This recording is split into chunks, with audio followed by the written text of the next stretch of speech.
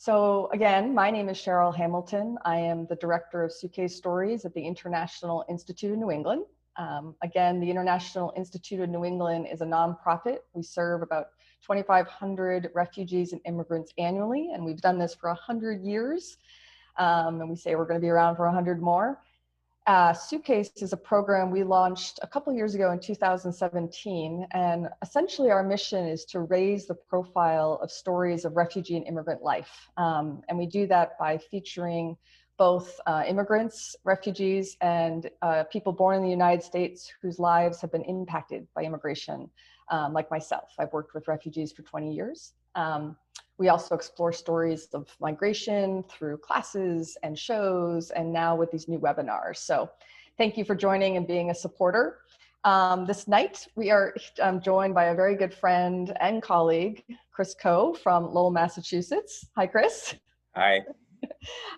Chris is a recent storyteller. As you'll hear later in this conversation, it took me about 2 years to convince Chris to share his voice.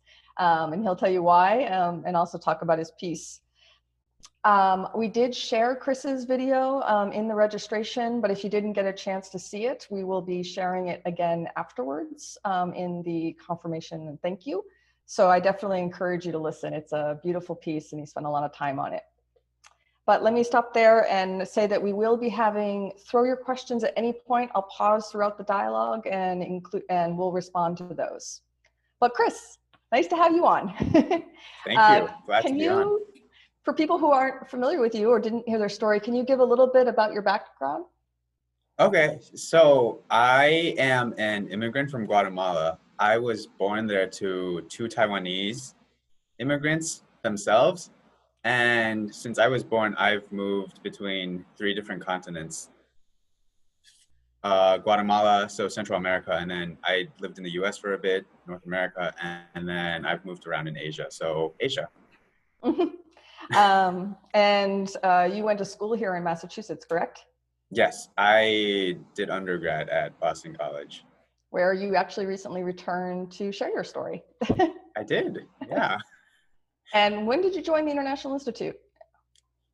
It's I think in July, it'll be 3 years. So 2.5 years ago. Chris and I actually met. He works out of our Lowell office where I work at many sites, but I was in the Lowell office for several years. So that's where we first connected. Can you just say, we're going to talk more about your job in this conversation, but can you just tell people what your role is with the Institute?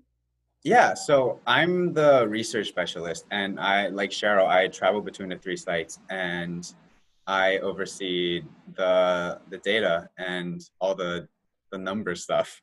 The important stuff that some of us like to avoid, but you really like to dig into. That's great. So for those of you who are new to Suitcase Stories, with Suitcase Stories, people can explore a number of different themes around identity and fear or courage or cross-cultural awkward moments, everything from really serious pieces to humorous moments.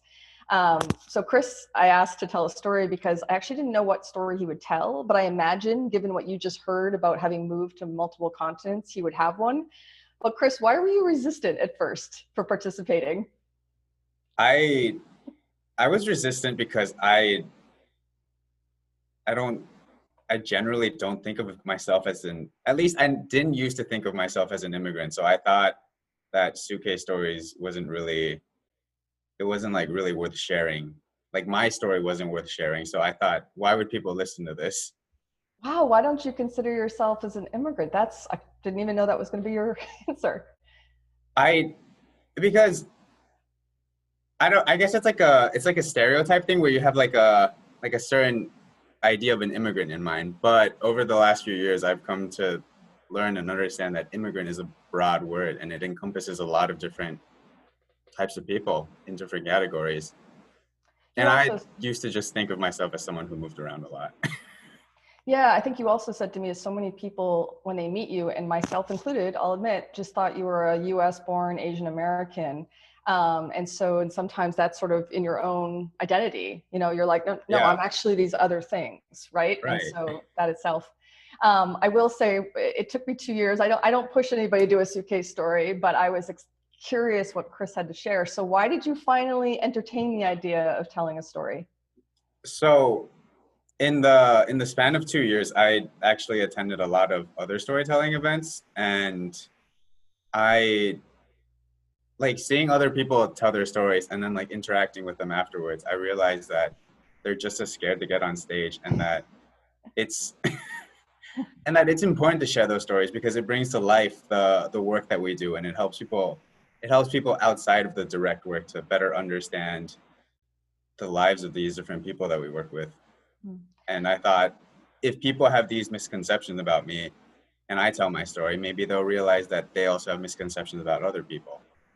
Right. And when I work with someone on a story, I don't tell you what story to tell. We explore options, but you really came with an idea in mind. Can you describe your story in case people haven't seen it and why you picked it?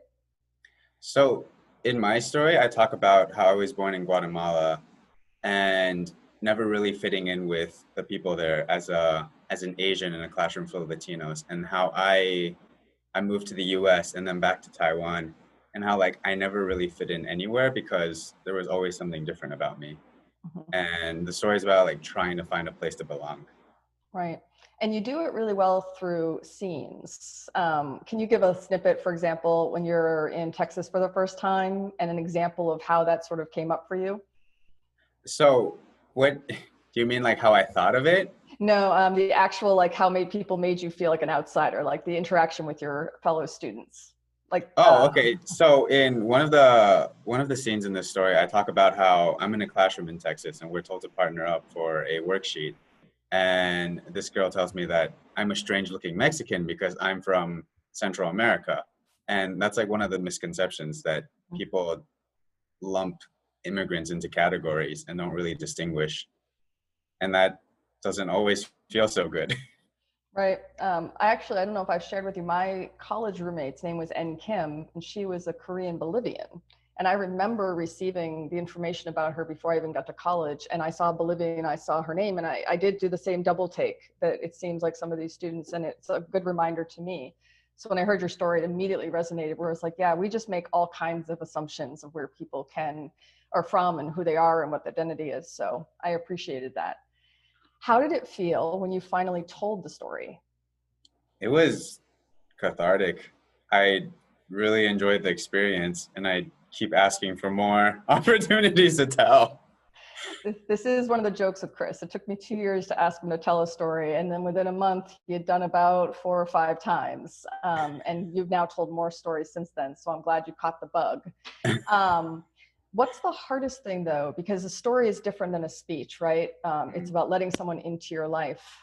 What did you learn about that process for yourself? So, uh, through work, in the city of Lowell, I do a lot of like public facing things, and doing talks and like talking about a specific subject is easy. But when you're talking about yourself in a story, it's opening up and sharing your feelings, which isn't as easy. So that's like the biggest hurdle, being vulnerable. Yeah, I mean, in your piece, you talk about how you literally were crying on the ground outside of a 7-Eleven. And when you showed me the first draft of your story, that was not in there. But the more and more you shared, it just shows us the vulnerability. And it was all about how you didn't have a sense of home, right?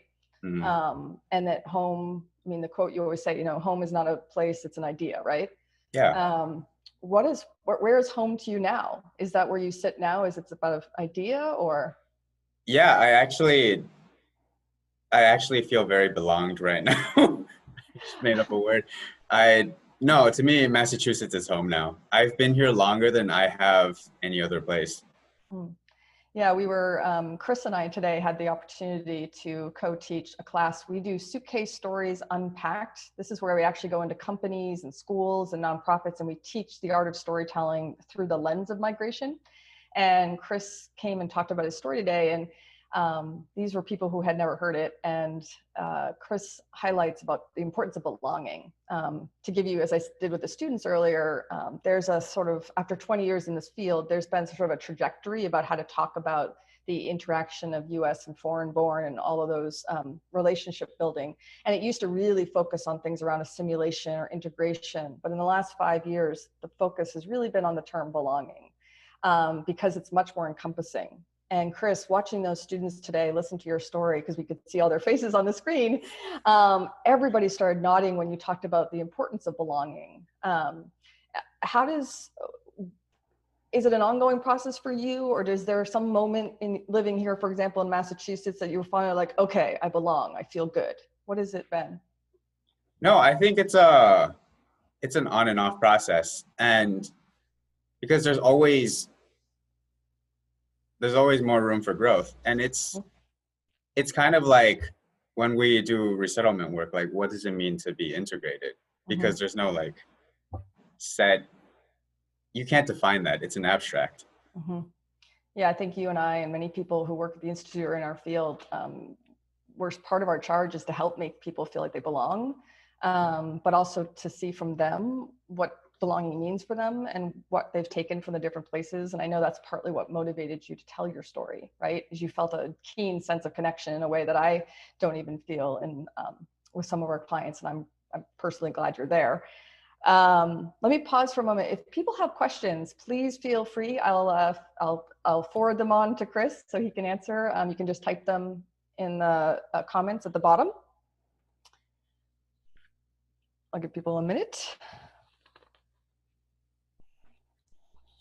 Maybe while people are working on those, why don't we talk about the work a little bit, Chris? You said your job is data. Yeah. All of our work at the Institute has changed dramatically in the last couple of weeks. Can you describe what your typical day would have looked like a couple of weeks ago, and then what you're doing now and your main focus? That's a tricky question. I haven't had a typical day in a while. That's true. That's fair. Just talk about what you're doing now then.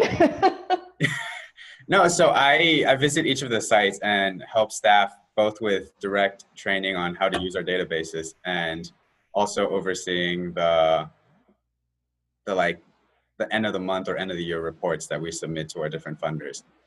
But the work has changed now that everybody's moved to remote services, because now it's harder to it's a lot easier to meet with people, like walk into someone's office and get something done in 5 minutes. But now you have to like schedule a phone call, maybe a video call to walk through something. And even documenting some of the services that we provide now is difficult to do because we're not there in person. Mm-hmm. So you helped us set up a whole system, correct? To be able to track this remote work. We had to like change up our entire program database to be able to track what we do now, like the phone calls, the clients that we wouldn't have served before, things like that. What are some of the sort of surprises to you, or sort of things you've seen in the last couple of weeks that the Institute's been involved in or had an impact? So I was at a staff meeting the other day, and well, to preface this, all our classes have moved online, so the English classes. And I was in a staff meeting the other day, and the New Hampshire classes have a 70% attendance rate. And that was surprising in a good way, because it's difficult using technology, and having 70% of the class attend it's incredible. Right, particularly at a time that people are talking about how some of the most vulnerable populations can't get access to internet, or they're still working, which many of our clients are. And so when I think about that 70%, I think that's on top of our clients many of whom are working in the grocery stores and doing the Instacart, or working in companies that are manufacturing. Just this week, it was announced that Brooks Brothers is involved in making masks. And I've been meaning to call because one of the Brooks Brothers manufacturing places is in Southwick, where many of our clients have worked. And so you see the world through a different lens in many ways now, but I'm definitely thinking about our clients all the time. We actually were the resettlement agency in Massachusetts that resettled the last refugee family before resettlement and the travel stopped, and resettlement program was ceased because of the borders. Our executive director was actually there to greet the family. They were a family of an Iraqi family reuniting with siblings. So that brought us some joy right before this all evolved, for lack of a better word. They hadn't seen each other for 11 years. Sarah wants to know, Chris, did you always expect to work with data, or did something you wanted to do, or did you even expect to end up in the refugee and immigrant field?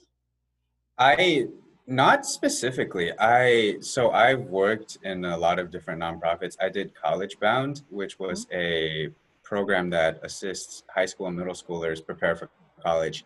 And I've also worked at St. Francis House, which is actually across from our Boston office, the homeless Mm, shelter. mm. So not specifically immigrant related work, but I have always done nonprofit things. And what have you enjoyed most about this particular field?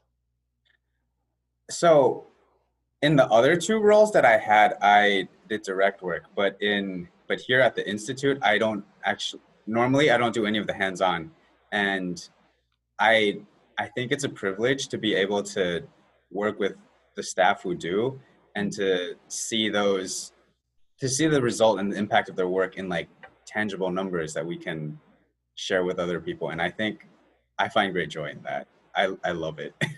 Yeah. When I go to career fairs, I often say to young people coming out of college that working in the refugee immigrant field is some of the hardest and most fascinating work you'll ever do because it literally touches on every area of life. And I usually say from living standards to love. You're working in housing and employment and healthcare and education and belonging.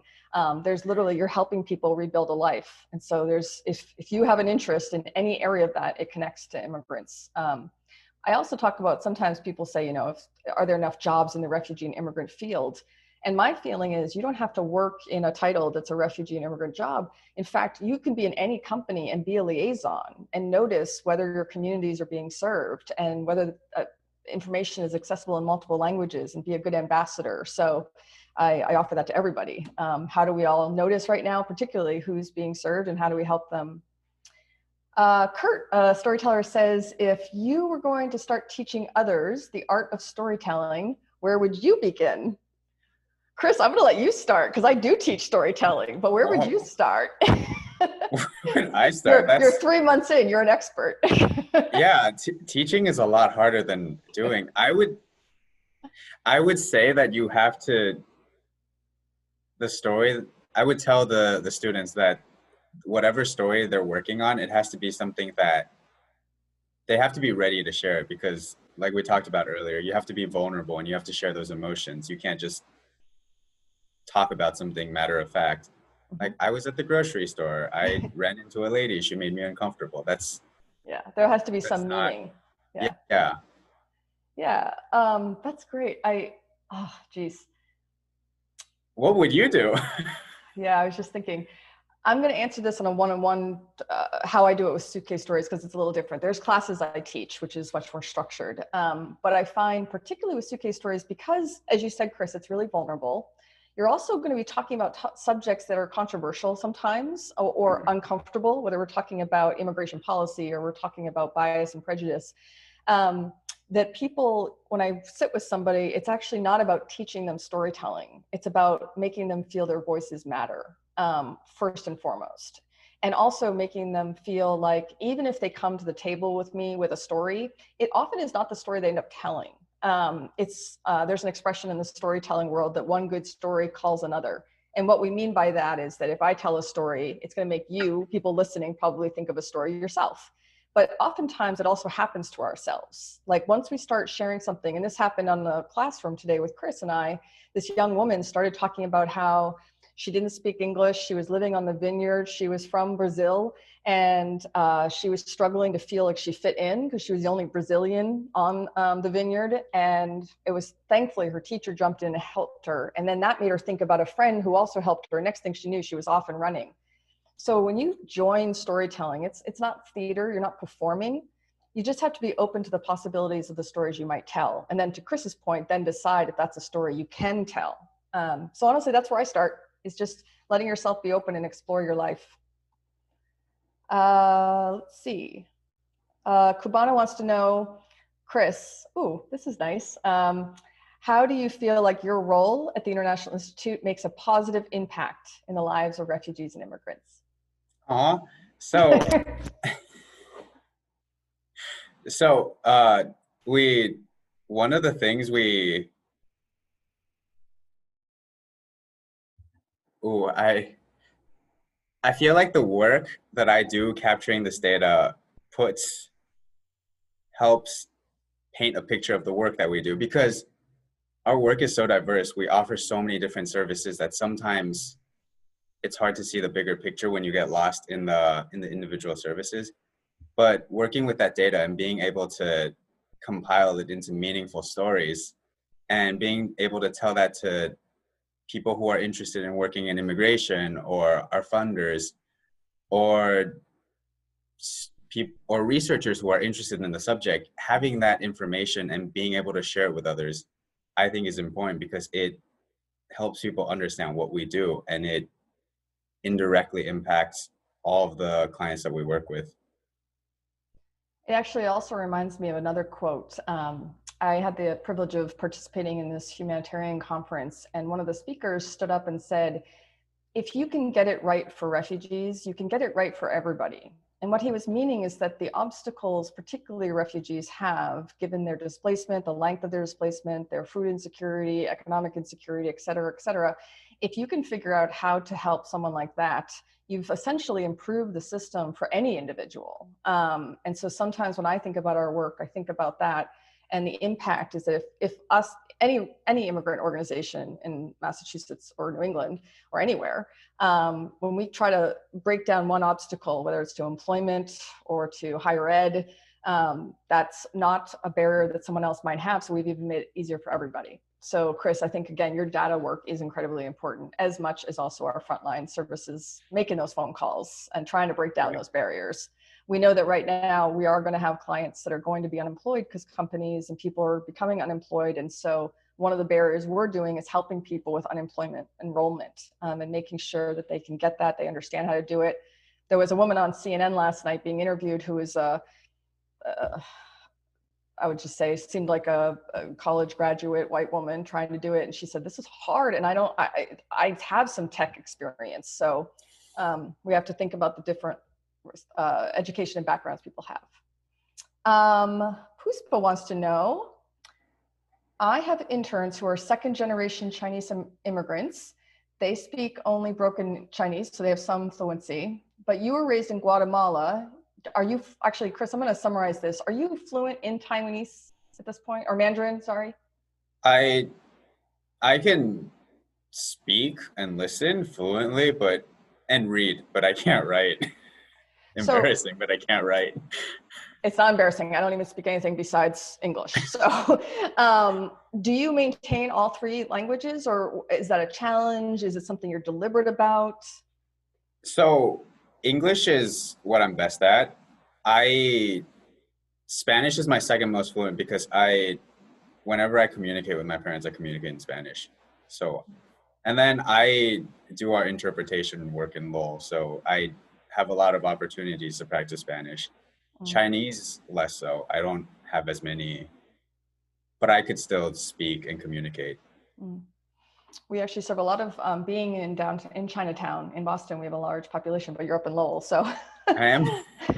You should switch occasionally. You brought up your parents. Where are your parents living now, and what is their situation in relation to COVID? Oh, so my parents are still living in Guatemala because they own a small business there. They have a sort of dollar store, and because of the pandemic, they're closed like we are here. So it's like a government mandated shutdown where everybody has to stay home unless it's for essentials like groceries. Are they generally stable right now, or are they in a generally good position? Yeah, they're in a good place. They're just really bored. I think a lot of people probably just nodded their heads on this call. I've been getting a lot more text messages from my dad than usual. No, I mean, there are some silver linings that we have to look for, and it's true. We're connecting with people, certainly more than we ever were, and I hope we can continue that afterwards, whenever the after starts. Does anybody else have another question? Well, if not, then I want to thank you. I especially want to thank you for becoming a storyteller. I'm going to embarrass him, but Chris is like one of the favorites with people. It's a very moving piece. I encourage you to watch it. I think he does a lot of effective advocacy through his story, and students particularly like when he tells it in schools. But to end on a positive, we are all stuck at home. One of the things that in our office Chris is known for is he is a pastry chef. I did joke earlier, I think I'm losing weight because I'm not eating his pastries at work right now. But do you have any baking advice or anything, Chris, that we should be thinking about while we're home? Are you making Yeah, a lot of goods? I'm actually not baking. I've been painting. Are you generally a painter? Yeah, I paint. Man, he's got multiple skills. Can you give us any tip about if we're trying to make something new? I've never baked. Where do I Okay, start? so if you're ever working with any flour or sugar, sift it first. It will make the result better. It's a small thing, but sift it so there's not clumps. Folks, next time Chris will be doing live baking shows. Wait. Igor wants you to show us a painting. Is the one behind you? No. No, the one behind me isn't, but there's a, can I move my, am I allowed to move my, If you're going to bring us a painting, we will wait for 30 seconds. Go ahead. Get the okay. painting. Wow, this is, Our future tellers are wondering if I'm going to make them show their paintings at their house. Oh, that's so friendly and bright. There you go. We've made you a storyteller and we've put you as an artist online. Hey, Chris, it's been great getting to know you. We're really glad you're at the Institute. We're glad you tell stories and just, it's good to see you. thank you for welcoming me into this family. For everybody else, we're going to be online again next Wednesday at 8. Grace Toulousan, the celebrated author of the book, The Body Papers. She's from the Philippines. She's a professor at Brandeis. She was written up in the New York Times. She's going to be with us talking about her switch from page to stage, becoming a storyteller, will join us. In the meantime, if you want to see more stories or get some more additional content with Suitcase Stories, we have a new program called The Circle, and it's where you can subscribe to become a supporter of the Suitcase Stories program, but more importantly, get access to all of our materials. So I will just end by saying good luck with your baking, and thanks again to Chris. Take care, everybody.